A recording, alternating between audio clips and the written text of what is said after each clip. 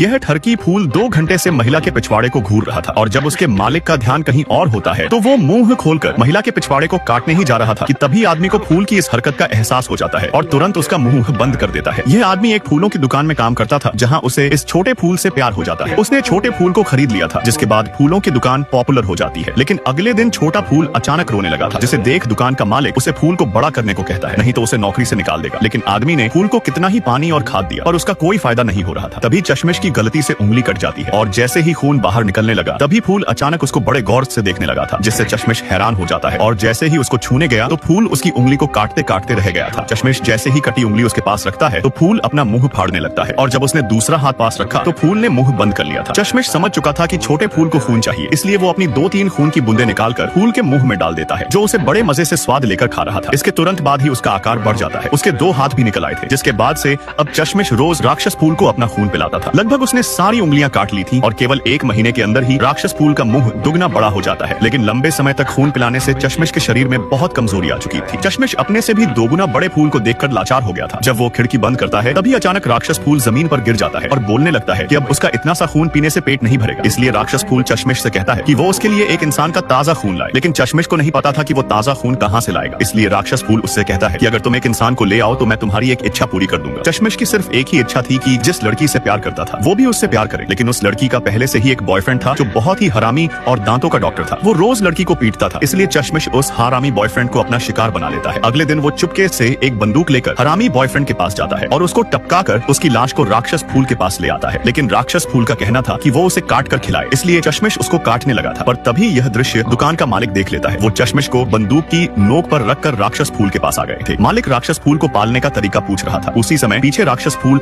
धीरे धीरे अपना मुंह खोलने लगता है और जब मालिक मुड़ा तो राक्षस फूल उसको मुंह में दबा लेता है। उसने एक झटके में मालिक को पूरा निगल लिया था। राक्षस 2 इंसानों को खाकर बहुत खुश था, लेकिन चश्मिश यहाँ से जाने का फैसला कर लेता है क्योंकि उसने 2 लोगों को निपटा दिया था। और जब चश्मिश जाने लगा तो राक्षस फूल उसे धमकी देता है कि वो उस लड़की को खा जाएगा जिससे तुम प्यार करते हो। फिर चश्मिश के जाते ही राक्षस फूल अपनी लताओं से एक सिक्का निकालकर टेलीफोन में डाल देता है और चश्मिश की पसंदीदा लड़की से उसकी आवाज में बात कर उसे घर पर बुला लेता है। और जब लड़की घर आई तो उसके होश उड़ जाते हैं। राक्षस फूल ने लताओं से उसे जकड़ लिया था और जब उसको खाने लगा तभी चश्मिश वापस आ जाता है और पूरी ताकत लगाकर राक्षस फूल के मुंह से लड़की को बाहर निकाल देता है। लेकिन लड़की बुरी तरह से घायल हो चुकी थी और धीरे धीरे उसने चश्मिश की बाहों में दम तोड़ दिया था, जिसके बाद वो लाश को ले जाकर राक्षस फूल को खिला देता है और छत पर आकर खुद को खत्म करने की कोशिश करता है। तभी एक आदमी ने आकर उसे रोक लिया था जिसके हाथ में छोटा राक्षस फूल था, जिसे देख चश्मिश मानवता को बचाने के लिए बड़े राक्षस फूल को खत्म करने का फैसला कर लेता है ताकि वो छोटे राक्षस फूल पैदा न कर सके। लेकिन इस लड़ाई में राक्षस फूल ज्यादा ताकतवर था, जिससे वो चश्मिश को खाकर ढेर सारे छोटे राक्षस फूल पैदा कर देता है, जिसे खरीदने के लिए शहर के सारे लोग पागल हो चुके थे। लेकिन कुछ महीनों बाद राक्षस फूल विशाल होकर दुनिया को तबाह करने लगते हैं।